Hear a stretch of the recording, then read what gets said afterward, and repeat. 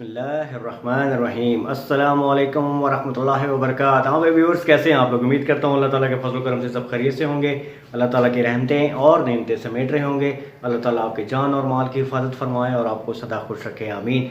अच्छा भाई व्यूअर्स, पिछले व्लॉग में मैंने आप लोगों को बहुत अच्छे क्रिस्पी, क्रंची और बहुत ही खस्ता किस्म के जो है वो चिप्स बनाना सिखाए थे। दो के उसका प्रेप जो था वो थोड़ा लॉन्ग था, लेकिन उसको बनाने में जो है ना वो ज़्यादा से ज़्यादा हार्डली आपके 8 मिनट लगते हैं, ठीक है ना। तो इन्हें आप बनाकर रेडी करके रख सकते हैं। फीडबैक का बहुत शुक्रिया, thank you very much for all the comments.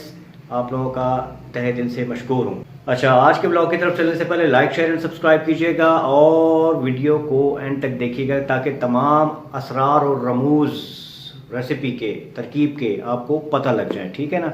चलते हैं व्लॉग की तरफ। आज की रेसिपी है क्रिस्पी ऑनियन रिंग, क्रंची किस्म के, ठीक है ना। ऑनियन रिंग्स बहुत ही चीप, बहुत ही इकोनॉमिकल, बहुत ही हेल्थी भी है। ऑफ कोर्स प्याज है इसके अंदर, और प्याज को वैसे रॉ खाने में लोग हिचकिचाते हैं, तो इसे क्यों ना थोड़ा सा क्रिस्पी करके खा लिया जाए ताकि खाने में भी जायका जो है वो बेहतर हो जाए।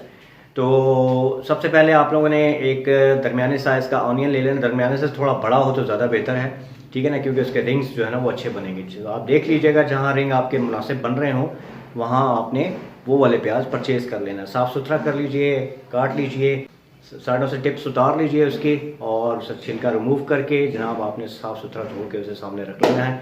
और उसके 1/4 इंच कटिंग करनी है। 1/4 इंच यानी से मुराद ये है कि इंच का चौथा हिस्सा जो होता है ना, उस साइज़ में आपने उसको काटना है और रिंग बना लेने हैं। जिस तरह से मैं पिक्चर में दिखा रहा हूँ इस तरह से आपने काटना है और इसी तरह से आपने उसके रिंग्स बनाने हैं। अब आप लोगों ने ये सब कुछ काट के रख लिया।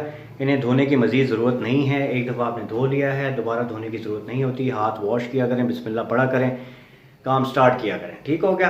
अब आपने एक ले लेना है बॉल के अंदर डालना है आपने जनाब 1 कप मैदा, ऑल पर्पस फ्लोर, ठीक हो गया। उसके अंदर 1/4 कप आपने डालना है कॉर्न फ्लोर। और अगर आपके पास राइस है, राइस पाउडर है, तो राइस पाउडर भी आप डाल सकते हैं कॉर्न फ्लोर की जगह, लेकिन मैं कॉर्न फ्लोर ही प्रेफर करूँगा, ठीक है। राइस का जो क्रंच है वो हार्ड हो जाता है और कॉर्न का क्रंच जो है वो ज़रा थोड़ा सा सॉफ्ट रहता है, तो लिहाजा बेहतर है, मैं प्रेफर यही करूँगा कि आप कॉर्न फ्लोर ही डालें उसके अंदर। अब आपने उसके अंदर जो है वो पेपरिका पाउडर 1 टीस्पून डाल देना है और उसके अंदर आपने सॉल्ट एंड पेपर जो है वो हस्बे जायका ऐड कर देना है। चाहे तो स्किप कर दें, चाहे तो ऐड कर लें ज़्यादा, चाहे तो थोड़ा ऐड कर लें, depends on your taste buds. BP के पेशेंट्स जो हैं वो सॉल्ट स्किप कर सकते हैं, कोई ऐसा मसला नहीं है। वो भी खाने वाले, वो भी इंसान ही होते हैं यार, उनको भी खाने दिया करो कुछ। ये आपने विस्कर से लेकर ड्राई को मिक्स कर लेना, ठीक है ना। मिक्स करने के बाद उसमें आपने चिल वाटर डालना है। चिल वाटर से मुराद ये है कि बहुत ही यकबस्ता फ्रिज से निकाला हुआ जो पानी होता है वो थोड़ा थोड़ा ऐड करना है, ठीक है। थोड़ा थोड़ा ऐड करके फिर उसे मिक्स कर लीजिए विस्कर से, फोक से या किसी भी चीज़ से जिससे भी आप मिक्स करते हैं घर में। और फिर थोड़ा सा और पानी डालिए, मिक्स कर लीजिए। कंसिस्टेंसी ऐसी होनी चाहिए कि वो swirly हो ज़रा थोड़ा सा, ठीक है ना। swirly से मुराद कि जब आप उसकी धार गिराएं तो वो ऐसे ऐसे करके गिर रही हो, ठीक है। थोड़ा सा इस तरह का हमें चाहिए बैटर। तो ये बैटर तैयार करने के बाद आपने थोड़े से ब्रेड क्रम्स जो हैं वो साइड पे रख लें। ब्रेड क्रम्स मैंने आपको बनाने का तरीका बताया था, वो ब्रेड क्रम्स आपने साइड पे रख लेने हैं, ठीक है ना। इसके अंदर आपने अगर फूड कलर कोई ऐड करना है तो उसकी वैसे ज़रूरत तो नहीं है, लेकिन अगर आप फिर भी बज़िद हैं कि जी ज़्यादा गोल्डन ब्राउन होने चाहिए तो आप उसके अंदर 1/4 टीस्पून येलो फूड कलर भी डाल सकते हैं ड्राई बैटर के अंदर। उसे आप लिक्विड में मिक्स कर लीजिए। इसमें आपने धनिया काटना है, बारीक धनिया काट लीजिए, ठीक है ना। मिर्चें काटनी हैं आपने ग्रीन, बिल्कुल चॉप हुई हुई बारीक, वो आप काट के उसमें डाल सकती हैं। प्याज उसमें काट के डालने की ज़रूरत नहीं है क्योंकि ऑलरेडी ऑनियन है। और इसके अंदर ग्रीन कुछ भी आप ऐड करना चाहते हैं तो वो बारीक चॉप करके आप उसमें ऐड कर सकते हैं और उसे मिक्स कर सकते हैं, ठीक है ना। अब आपने वो रिंग उठाना है, उसे हाथ बेस्ट है बिस्मिल्लाह पढ़ के आपने रिंग उठाया, उसके अंदर उसे कोट कर दिया, ठीक है ना। उसके बाद आपने उसको जो आपने क्रम्स रखे हैं, ब्रेड क्रम्स, उसके ऊपर उससे कोट कर देना है, ठीक हो गया। ये कोट करने के बाद आपने एक पैन लेना है, पैन के अंदर आपने 1 कप ऑयल डालना है और उसे प्री हीट कर लेना है 170 डिग्री यानी मीडियम आंच पर आपने उसे प्री हीट कर लेना है।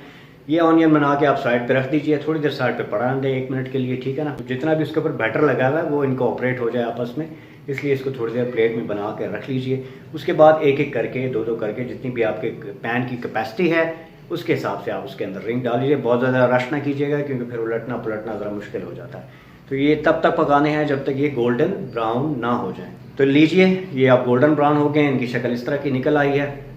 आपके ऑनियन रिंग्स जो हैं वो तैयार हैं, क्रिस्पी, क्रंची और डिलीशियस। तो इनको आप दाल चावल के साथ खा सकते हैं, इनको आप वैसे भी खा सकते हैं, चाय वगैरह के साथ भी खा सकते हैं, ठीक है ना, कॉफ़ी, चाय, टी, कहवा, इन्हें आप खा सकते हैं। ये बहुत ही लाइट फूड है। आपने नोट किया होगा कि मैं जितनी भी रेसिपी ज़्यादातर बताता हूँ बहुत लाइट सी और फ्लफ़ी सी होती हैं, जो कि काबिले हज़म होती हैं, ठीक है ना, हज़म भी हो जाती हैं और उनकी न्यूट्रिशन भी स्ट्रॉन्ग होती हैं। बहुत ज़्यादा हैवी खाने, मेरे दोस्त जो थे कस्टम में, उनकी भी तबीयत अक्सर ख़राब रहती थी कि वो बहुत ज़्यादा होटलिंग करते थे और बहुत ज़्यादा हैवी खाने खाते थे।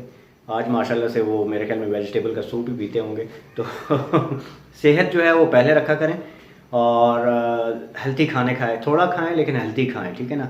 और अगर आपने हैवी खाना मना नहीं है, हैवी खाना खाएं आप, लेकिन उसको कंज्यूम करें। कंज्यूम से मुराद ये है कि कोई एक्सरसाइज कर लें, कोई वर्कआउट कर लें, कोई आपको फील हो रहा हो कि यार ये अब जो है मैंने हैवी खा लिया है, अब जो है मैं मोबाइल फ़ोन पकड़ के बैठ नहीं सकता क्योंकि ये तो जहर बन जाएगा अंदर। तो उस जहर को आपने पसीने के ज़रिए निकाल देना होता है। तो इन टिप्स पर गौर गौस किया करें, इन टिप्स पर अमल भी किया करें, ठीक हो गया। तो आज की रेसिपी उम्मीद है पसंद आई होगी। जाने से पहले लाइक, शेयर और सब्सक्राइब कीजिएगा और आपकी तमन्नाओं का, आपकी दुआओं का बहुत बहुत शुक्रिया। दुआओं में याद रखिएगा, अपना बहुत ज़्यादा ख्याल रखिएगा और अपने औलाद का, अपने घर वालों का, अपने हस्बैंड वाइफ का इत्तेफाक से रहिएगा, ठीक हो गया। मेरी दुआएं आपके साथ हैं। अल्लाह ताला आपको सबको अपनी हिफ्ज़-ओ-मान में रखे। जमील अहमद को इजाज़त दीजिए, अगले ब्लॉग में दोबारा हाज़िर होऊंगा। अस्सलामु अलैकुम वरहमतुल्लाहि वबरकातुहू।